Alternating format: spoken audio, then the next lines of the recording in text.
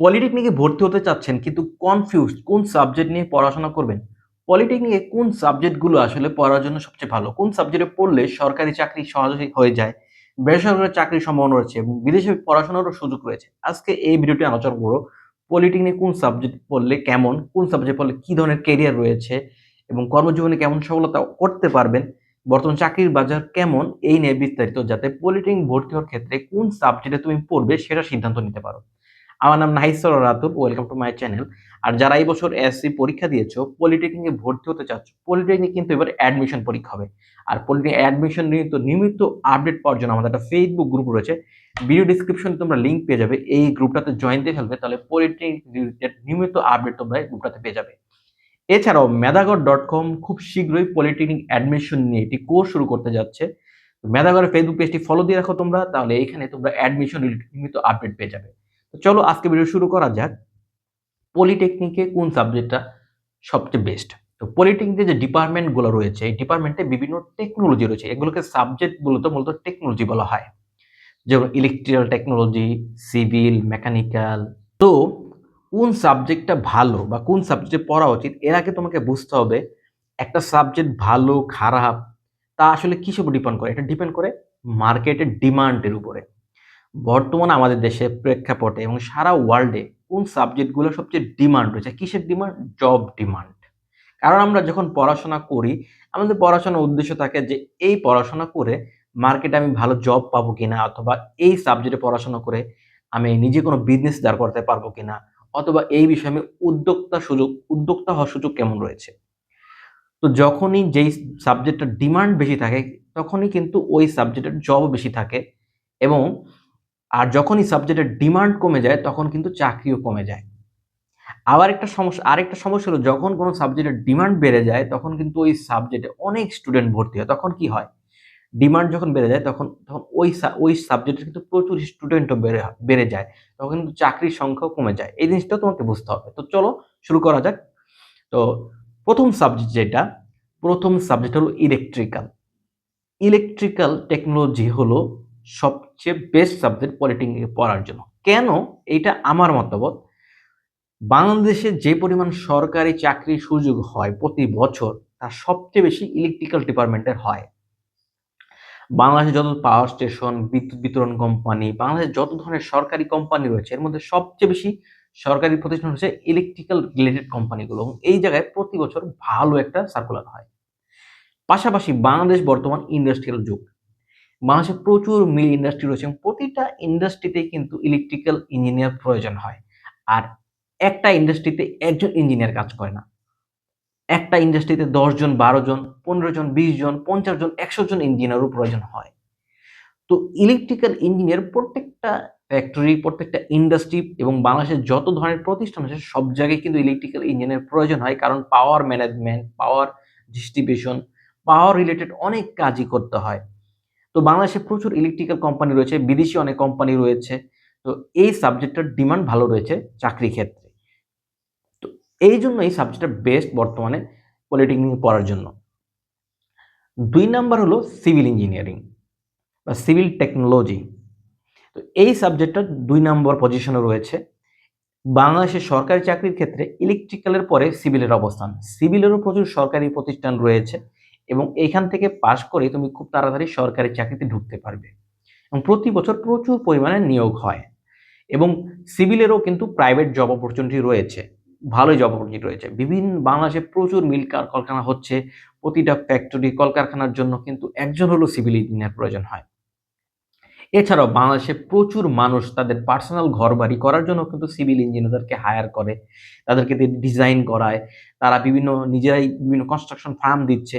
তো civil engineer খুব একটা ভালো সাবজেক্ট এবং সিভিল ইঞ্জিনিয়ার পড়ার আরেকটা সুবিধা হলো, তুমি যদি ডিপ্লোমা ইন সিভিল পড়ো, তুমি যদি ৪-৫ বছরের চাকরি করতে পারো, তোমার পরবর্তীতে আর চাকরি করা লাগবে না। তুমি চাইলে তোমার নিজের উপজেলাতে যদি একটা কনস্ট্রাকশন ফার্ম খুলে বসো, যেখানে তুমি বিভিন্ন কোম্পানির ডিজাইন করে দিও, বিল্ডিং এর ডিজাইন করে দিবা বা বিভিন্ন মানুষের কনস্ট্রাকশন নিয়ে কাজ করাবা। তো কনস্ট্রাকশন রিলেটেড অনেক বিজনেস রয়েছে। এছাড়াও প্রাইভেট কোম্পানি তো রয়েইছে। তো সিভিল ইঞ্জিনিয়ারিং প্রফেশন একটা স্বাধীন প্রফেশন। এখানে যে চাকরি করতে হবে তেমন না। তো সিভিলের কিন্তু প্রচুর উদ্যোক্তা হওয়ার সুযোগ রয়েছে, এই রিলেটেড অনেক বিজনেস রয়েছে। তো সিভিলও খুব ভালো একটা সাবজেক্ট এবং এই সাবজেক্টেরও প্রচুর সরকারি চাকরি রয়েছে। 3 নম্বর সাবজেক্ট হলো মেকানিক্যাল টেকনোলজি। বাংলাদেশে এই সাবজেক্টটাও কিন্তু অনেক সরকারি চাকরি রয়েছে এবং বর্তমানে যত কলকারখানা, মিল ইন্ডাস্ট্রি রয়েছে তার প্রাণ বলতে পারো মেকানিক্যাল। কারণ মেকানিক্যাল ডিপার্টমেন্ট ছাড়া একটা ইন্ডাস্ট্রি চলতে পারে না। বাংলাদেশে যত ধরনের ফ্যাক্টরি রয়েছে সব ফ্যাক্টরিতে কিন্তু মেকানিক্যাল ডিপার্টমেন্ট থাকে। এবার এই মেকানিক্যাল ডিপার্টমেন্টে কিন্তু প্রচুর ডিপ্লোমা ইঞ্জিনিয়ারদের প্রয়োজন হয়, মেকানিক্যালে যারা পড়াশোনা করেছে। আর বাংলাদেশ যেমন টেক্সটাইল সেক্টরে প্রচুর পরিমাণ এগিয়ে গেছে, বাংলাদেশের আর্মিং সেক্টরে বর্তমানে প্রথম। তো এই টেক্সটাইল সেক্টরেও মেকানিক্যাল ইঞ্জিনিয়ারদের প্রচুর চাহিদা রয়েছে। তো মেকানিক্যাল সাবজেক্টটা খুবই একটা ভালো সাবজেক্ট। এর সরকারি চাকরি যেমন সুযোগ রয়েছে, এর বেসরকারি চাকরিরও ভালো সুযোগ রয়েছে। 4 নাম্বার হলো কম্পিউটার টেকনোলজি। কম্পিউটার টেকনোলজি সাবজেক্টটাও কিন্তু একটা খুবই জনপ্রিয় সাবজেক্ট এবং এই সাবজেক্টেও কিন্তু ভালো জব অপরচুনিটি রয়েছে। বর্তমানে বিভিন্ন সরকারি প্রতিষ্ঠানে কিন্তু ডিপ্লোমা ইন কম্পিউটারের যে পোস্টটা সাবজেক্ট ইঞ্জিনিয়ার নিয়োগ হচ্ছে। তারপর যত ধরনের কোম্পানি রয়েছে বাংলাদেশে, যত ধরনের কোম্পানি প্রত্যেক জায়গায় কিন্তু কম্পিউটার যারা দক্ষ কম্পিউটার ইঞ্জিনিয়ার, আইটি ইঞ্জিনিয়ার এই পোস্টে নিয়োগ হয়। তো কম্পিউটার সাবজেক্টেরও ভালো একটা ডিমান্ড রয়েছে এবং বাংলাদেশ জানো আইটি সেক্টরে দিন দিন উন্নতি করছে। বাংলাদেশে প্রচুর কোম্পানি রয়েছে যারা বিদেশে আউটসোর্সিং এর কাজে অনেক ইঞ্জিনিয়াররা কাজ করে। বাংলাদেশে অনেক ফিন্যান্সিং ফার্ম হয়েছে, আউটসোর্সিং ফার্ম হয়েছে। এখানে প্রচুর কম্পিউটার ইঞ্জিনিয়াররা কাজ করতেছে। বাংলাদেশ সফটওয়্যার সেক্টরে প্রচুর ডেভেলপমেন্ট করেছে। এছাড়াও তোমরা যারা কম্পিউটার টেকনোলজিতে পাস করবে তারা কিন্তু মাধ্যমিক যে স্কুল আছে, স্কুলের আইসিটি টিচার হতে পারবে। তো বাংলাদেশে দেখো কি পরিমাণ স্কুল রয়েছে, প্রত্যেকটা স্কুলের তোমরা আইসিটি টিচার হিসেবেও কিন্তু এখানে শিক্ষকতা করার একটা বিশাল অপরচুনিটি রয়েছে। যেরকম যারা ইলেকট্রিক্যাল সিভিল পড়ে তারা শুধুমাত্র টেকনিক্যাল স্কুল এন্ড কলেজে শিক্ষক হতে পারে, কিন্তু যারা কম্পিউটার নিয়ে ডিপ্লোমা করে তারা কিন্তু জেনারেল যে স্কুলগুলো রয়েছে এই স্কুলের শিক্ষক হতে পারে। তো তাদের জন্য এইখানে একটা বিশাল বড় ব্যাকএন্ড। এই যে রিসেন্টলি 2018 যে নিবন্ধন হয়েছে, এইখানে প্রায় 5,000 শিক্ষক নিয়োগ হয়েছে শুধু যারা আইসিটিতে ডিপ্লোমা, আইসিটি পোস্টের টিচার দরকার। তো এইখানেও একটা বিশাল জব অপরচুনিটি রয়েছে। কম্পিউটার থেকে সরকারি চাকরির সুযোগটা একটু কম অন্যান্য ডিপার্টমেন্ট থেকে, কিন্তু এই যে শিক্ষকতার সেক্টরে তুমি চাইলে খুব ইজিলি তোমার জবটা লাগিয়ে ফেলতে পারবে। এটা একটা বেস্ট অপরচুনিটি কম্পিউটারে যারা ডিপ্লোমা পড়াশোনা করবে। এছাড়াও কম্পিউটারে পড়াশোনার আরেকটা সুযোগ হলো এখানে পড়াশোনা করে তুমি নিজেও কিন্তু উদ্যোক্তা হতে পারবে। তুমি যদি সফটওয়্যারে প্রোগ্রামিং শিখো অথবা তুমি নেটওয়ার্কিং শিখো, এই যেকোনো সেক্টরে তুমি কিন্তু এই জায়গায় ভালো কিছু করার অপরচুনিটি রয়েছে এবং এই সেক্টরে উদ্যোক্তা হওয়ারও কিন্তু ভালো অপরচুনিটি রয়েছে। 5 নাম্বার হলো ইলেকট্রনিক্স। বর্তমান যুগ হলো রোবোটিক্স এবং অটোমেশনের যুগ। আর এই অটোমেশন বা রোবোটিক্সের মূল চালিকা শক্তি হলো ইলেকট্রনিক্স। বর্তমান বিশ্বে আমরা চায়নাকে চিনি একমাত্র তাদের ইলেকট্রনিক্সের জন্য। সারা পৃথিবীতে চায়না রাজত্ব করতেছে তাদের ইলেকট্রনিক্স পণ্যের জন্য। মিল ইন্ডাস্ট্রি, কলকারখানা, সমরাস্ত্র যেখানেই বলো প্রত্যেকটা ডিভাইসে কিন্তু ইলেকট্রনিক্স জড়িত। এই যে আমি তোমাদের সাথে কথা বলতেছি, আমার এখানে একটা মাইক্রোফোন দেখতেছো, মোবাইলে ভিডিও করতেছি, এগুলো আমরা ইউজ করতে পারছি। আজকে আধুনিক যুগে ইলেকট্রনিক্স এত বেশি উন্নত হয়েছে যার জন্য ফলে কিন্তু এই পৃথিবী এত উন্নত হয়েছে। তাই এই পৃথিবীতে ইলেকট্রনিক্সের একটা বিশাল ভূমিকা রয়েছে। কম্পিউটারগুলো যে কোনো ডিভাইসগুলো সব জায়গায় ইলেকট্রনিক্স ডিভাইস ইউজ হয় এবং বাংলাদেশে মিল ইন্ডাস্ট্রি, কলকারখানা সব জায়গায় কিন্তু এই ডিপার্টমেন্টটা রয়েছে এবং এই সাবজেক্টেরও ভালো ডিমান্ড রয়েছে। আর যারা ইলেকট্রনিক্স নিয়ে পড়াশোনা করবে ভবিষ্যতে যখন তোমরা বিএসসিতে পড়াশোনা করবে তখন কিন্তু তোমরা ইলেকট্রিক্যাল অ্যান্ড ইলেকট্রনিক্স ইঞ্জিনিয়ারিং পড়াশোনা করবে। তাই এই সাবজেক্টে যদি তুমি পড়াশোনা করো ভবিষ্যতে ইলেকট্রিক্যাল ইঞ্জিনিয়ার সুইচ করতে পারবে। তাই এরও কিন্তু ভালো একটা জব অপরচুনিটি রয়েছে এবং বিএসসি করলে তো তুমি তখন ট্রিপল ইঞ্জিনিয়ার হয়ে যাবে। 6 নাম্বার হলো টেক্সটাইল টেকনোলজি। বাংলাদেশ যেন আর&ডি সেক্টরে বর্তমানে প্রথম, চায়নার পরে বাংলাদেশের দ্বিতীয় অবস্থান টোটাল বাংলাদেশের গার্মেন্টস সেক্টরে। তো বাংলাদেশ এই সেক্টর বিশাল উন্নতি করেছে এবং সারা বিশ্বে বিভিন্ন যারা টেক্সটাইল শিল্পের সাথে জড়িত এর মধ্যে বাংলাদেশ এমন একটা দেশ যেখানে সারা বিশ্বে তাদের নাম অর্জন করে ফেলেছে এবং এই সেক্টরটা দিন দিন উন্নতি করছে। বাংলাদেশে স্পিনিং ফ্যাক্টরি রয়েছে, গার্মেন্টস ফ্যাক্টরি রয়েছে, কটন মিলস রয়েছে, বাংলাদেশে জুট মিলস রয়েছে, টেক্সটাইল রিলেটেড ডেনিম ফ্যাক্টরি রয়েছে, টেক্সটাইল রিলেটেড বিভিন্ন ফ্যাক্টরি রয়েছে বাংলাদেশে এবং এই সেক্টরটা দিন দিন ডেভেলপ করতেছে এবং এই সেক্টরে প্রচুর পরিমাণ টেক্সটাইল ইঞ্জিনিয়ার প্রয়োজন। আর এর প্রাইভেট জব সেক্টরে এর প্রচুর ডিমান্ড রয়েছে। আমি যখন আমার ব্যক্তিগত জীবনে চাকরিতে দেখেছি যারা টেক্সটাইল ইঞ্জিনিয়ার তারা ভালো একটা স্যালারিতে জব করতে পারে। কারণ বাংলাদেশে এখনো টেক্সটাইল সেক্টরটা লিড দিচ্ছে যারা শুধুমাত্র কারিগরি শিক্ষায় দক্ষ। এসএসসি পাস না বা ইন্টারমিডিয়েট পাস এমন অনেক লোক বাংলাদেশে ৪০-৫০ লাখ টাকা বেতন চাকরি করতেছে। শুধুমাত্র তাদের স্কিলের জন্য। আর এই সেক্টরে তুমি যদি দক্ষতা অর্জন করতে পারো টেক্সটাইলে, তুমি এখানে ভালো স্যালারিতে জব করতে পারবে। এবং এই সেক্টরটায় খুব তাড়াতাড়ি জব নেওয়া যায় এবং খুব তাড়াতাড়ি গ্রো আপ করা যায় এবং এইখানে স্যালারির পরিমাণ ভালো। অন্যান্য ডিপ্লোমা ইঞ্জিনিয়ারের তুলনায় টেক্সটাইল ইঞ্জিনিয়াররা খুব তাড়াতাড়ি স্যালারি গেইন আপ করতে পারে। তবে এটা আসলে ডিপার্টমেন্ট নির্ভর করে। টেক্সটাইলে অনেক ধরনের ডিপার্টমেন্ট রয়েছে। তুমি ভবিষ্যতে কোন ডিপার্টমেন্টে চাকরি করবে, ফ্যাক্টরির কোন সেক্টরে চাকরি করবে, তার উপর ডিপেন্ড করে তুমি তোমার ভবিষ্যতের ক্যারিয়ারে গ্রোথ আনতে পারবে। তো টেক্সটাইলও খুব ভালো একটা সাবজেক্ট এবং বাংলাদেশে কিন্তু টেক্সটাইল পড়ার জন্য আলাদা টেক্সটাইল ইনস্টিটিউট রয়েছে। বাংলাদেশে অনেকগুলো টেক্সটাইল ইঞ্জিনিয়ারিং কলেজ রয়েছে, পলিটেকনিক ইনস্টিটিউট রয়েছে। এখানে তোমাকে টেক্সটাইলে পড়তে হবে। তো পলিটেকনিক, টেক্সটাইল এগুলোর কিন্তু অ্যাডমিশন পরীক্ষা হবে। এটা তোমরা হয়তো এখনই জেনে গেছো। গত বছর কিন্তু পরীক্ষা হয়েছিল। এইবারও কিন্তু তোমাদের পরীক্ষা দিতে হবে। ৭ নাম্বার হলো আর্কিটেকচার। আর্কিটেকচার হলো যারা মূলত স্থপতি মানে যারা বিল্ডিং ডিজাইন করে এবং এই সাবজেক্টটারও ভালো একটা ডিমান্ড রয়েছে। আমাদের দেশে এখনো মানুষ মনে করে বিল্ডিং ডিজাইন করে সিভিল ইঞ্জিনিয়ার। সিভিল ইঞ্জিনিয়ার কিন্তু আসলে বিল্ডিং ডিজাইন করে না। বিল্ডিং ডিজাইন করে একজন আর্কিটেকচার।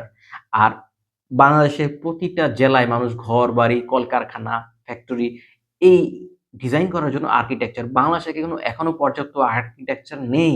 বাংলাদেশে যে পরিমাণ কলকারখানা, ঘরবাড়ি হচ্ছে, সেই পরিমাণ আর্কিটেকচার এখনো নাই। তাই এই সেক্টরের বিশাল সম্ভাবনা রয়েছে বিভিন্ন ইঞ্জিনিয়ারিং ফার্মে এবং নিজেও তুমি আর্কিটেকচার একটা স্বাধীন পেশা আমি মনে করি। এখানে তুমি এই সেক্টরে তুমি কাজ করার অভিজ্ঞতা অর্জন করতে পারলে তুমি নিজেও কিন্তু নিজের ফার্ম দিতে পারবে বা নিজের এলাকাতেও তুমি এটা ইঞ্জিনিয়ারিং ফার্ম খুলে বিভিন্ন মানুষের বিল্ডিং ডিজাইন করে এখানে অপরচুনিটি রয়েছে এবং আর্কিটেকচাররা কিন্তু বর্তমানে দেশে বসেই বিদেশি বিভিন্ন কোম্পানির জন্য ডিজাইন করে দেয় এবং এই সেক্টরেও ভালো সম্ভাবনা রয়েছে। আউটসোর্সিং এরও ভালো সম্ভাবনা রয়েছে। ৮ নাম্বার সাবজেক্ট হলো অটোমোবাইল টেকনোলজি এবং পাওয়ার টেকনোলজি। এই ২ টা সাবজেক্ট আলাদা কিন্তু এই ২ টা সাবজেক্টে কিন্তু ভালো একটা ডিমান্ড রয়েছে। অটোমোবাইল ইঞ্জিনিয়ারিং কি? অটোমোবাইল হলো যেখানে মূলত গাড়ি ম্যানুফ্যাকচার, গাড়ি মেইনটেন্যান্স এইসব নিয়ে পড়াশোনা করানো হয়। আর পাওয়ার ঠিক সেম অনেকটা অটোমোবাইল নিয়েও পড়াশোনা করানো হয় এবং এখানে আরো বিভিন্ন পাওয়ার জেনারেশন সম্পর্কে পড়াশোনা করানো হয়। তো ২ টা সাবজেক্ট রিলেটেড। তুমি যদি পাওয়ার নিয়ে পড়াশোনা করো তবে তুমি অটোমোবাইল সেক্টরে কাজ করতে পারবে। আবার তুমি অটোমোবাইল সেক্টরে পড়াশোনা করো তাহলে তুমি পাওয়ার সেক্টরেও কাজ করতে পারবে। এবং বাংলাদেশে কিন্তু অনেক ইন্ডাস্ট্রি হচ্ছে, বিভিন্ন মোটরসাইকেল ফ্যাক্টরি হচ্ছে, বাংলাদেশে টাটার বিভিন্ন ফ্যাক্টরি রয়েছে। তারপর বাংলাদেশে কিন্তু ইদানিং এই সেক্টরটা আস্তে, আস্তে ডেভেলপ করতেছে এবং বাংলাদেশে যত ধরনের ফ্যাক্টরি রয়েছে সবারই কিন্তু অটোমোবাইল ডিপার্টমেন্ট রয়েছে। কারণ প্রত্যেকটা কোম্পানিরই অনেকগুলা গাড়ি থাকে। ১০০-২০০ গাড়ি থাকে বা ট্রেনের ইঞ্জিন থাকে, জাহাজের শিপে তারপর ইঞ্জিন থাকে। প্রত্যেকটা জায়গায় ইঞ্জিন, জেনারেশন, পাওয়ার ম্যানেজমেন্ট করতে হয়। তো এই সেক্টরেও ভালো একটা ডিমান্ড রয়েছে। তো পাওয়ারও খুব ভালো একটা সাবজেক্ট এবং অটোমোবাইলও ভালো একটা সাবজেক্ট। এটা নিয়ে পড়াশোনা করতে পারো। ৬ নাম্বার হলো রেফ্রিজারেশন অ্যান্ড এয়ার কন্ডিশনিং। এই সাবজেক্টটাও ভালো একটা সাবজেক্ট। তো এই সাবজেক্টে পড়াশোনা করতে পারো। রেফ্রিজারেশন মূলত যেখানে ফ্রিজ, এসি, এয়ার কন্ডিশন এইসব নিয়ে পড়াশোনা করানো হয়। এই সাবজেক্টে পড়াশোনা করে তুমি দেশের বাইরে চলে যেতে পারো। যেসব যেমন গরম মধ্যপ্রাচ্যের দেশগুলোতে যে গরম, তারা কিন্তু এয়ার কন্ডিশনে চলাফেরাই করতে পারে না। তারপর গাড়ির এয়ার কন্ডিশন বিভিন্ন সেক্টরে কিন্তু এই সাবজেক্টে যারা পড়াশোনা করে তাদের প্রাইভেট সেক্টরে ভালো একটা ডিমান্ড রয়েছে। আর বাংলাদেশ কিন্তু প্রত্যেকটা ঘরে একটা ফ্রিজ রয়েছে। তো এই সাবজেক্টে তুমি পড়াশোনা করে যদি নিজের উপজেলায় একটা সুন্দর প্রতিষ্ঠান দিতে পারো, যে তুমি যেখানে ফ্রিজ, এসি বিভিন্ন প্রতিষ্ঠানের প্রোডাক্ট গুলো ঠিক করে দিবে, তাহলেও কিন্তু তুমি এই সেক্টরে উদ্যোক্তা হতে পারো।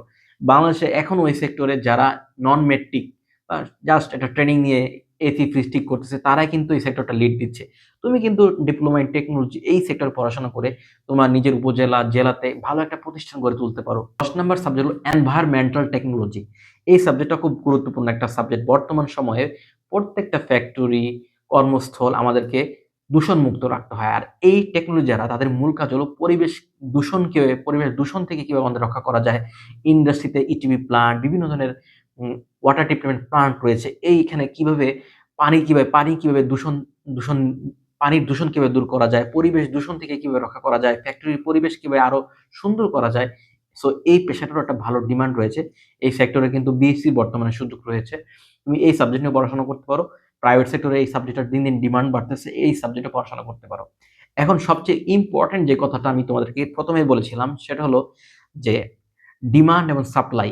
এই যে ১০ টা সাবজেক্ট, এই ১০ টা সাবজেক্ট যেরকম সেরা এদের ডিমান্ডও বেশি। তো এই সাবজেক্ট বেশি, বেশি স্টুডেন্ট পড়তেছে। পলিটেকনিকে কিন্তু 35টার মতো সাবজেক্ট রয়েছে। বাকি সাবজেক্টে পড়াশোনা করলে কি চাকরি পাওয়া যাবে না? অবশ্যই পাওয়া যাবে। কারণ কি? যে সাবজেক্টগুলোতে বেশি স্টুডেন্ট বের হয়, এর জন্য প্রচুর স্টুডেন্ট, প্রচুর জব। এক্ষেত্রে কি হয়? সেলারি কমে যায়।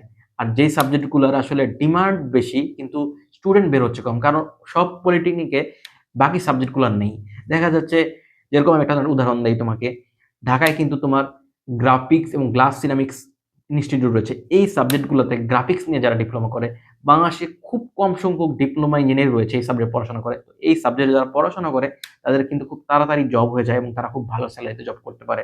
ঠিক তেমনি গ্লাস, সিরামিক্স এই সাবজেক্টগুলো কিন্তু বাংলাদেশের সব পলিটেকনিকে নাই। তো গ্লাস, সিরামিক্স নিয়ে যারা পড়াশোনা করে তারা কিন্তু বাংলাদেশে যত সিরামিক্স ফ্যাক্টরি রয়েছে, গ্লাস ফ্যাক্টরি রয়েছে, এইখানে জব হয়ে যায় এবং তারা ভালো স্যালারিতে জব করে।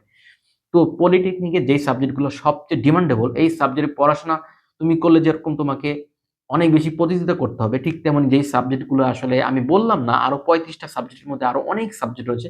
এই সাবজেক্টে পড়াশোনা করলেও তোমার প্রাইভেট সেক্টরে জব হয়ে যাবে। শেষ কথা হলো, তুমি যদি সরকারি চাকরি করতে চাও, তাহলে ইলেকট্রিক্যাল, সিভিল, মেকানিক্যাল, কম্পিউটার এই 4টা হলো সরকারি চাকরির জন্য বেস্ট। আর তুমি যদি প্রাইভেট সেক্টরে ভালো করতে চাও, তাহলে তোমার জন্য টেক্সটাইল, কম্পিউটার, ইলেকট্রিক্যাল এই 3টা সাবজেক্ট বেস্ট। তো ভিডিওটা কেমন লাগলো কমেন্ট করে জানাও।